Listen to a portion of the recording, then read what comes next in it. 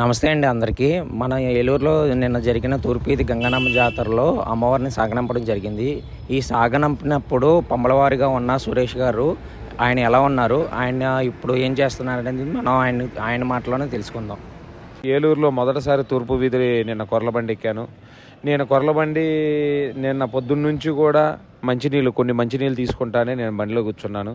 నాకు ఎటువంటి ఇబ్బంది జరగదు, నాకు ఎటువంటి హాని జరగదు. ఎందుకంటే నేను ఖాళీ ఉపాసన చేస్తాను.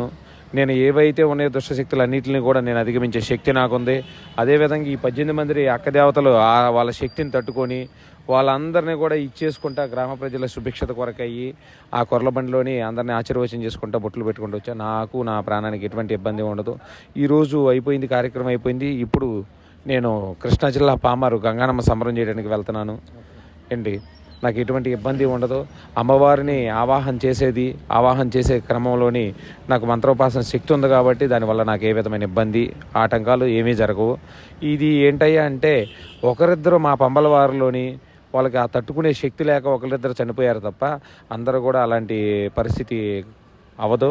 కాబట్టి ప్రజలందరూ కూడా దీని గురించి ఏ విధమైన భయభ్రాంతులకు గురవ్వాల్సిన అవసరం లేదు.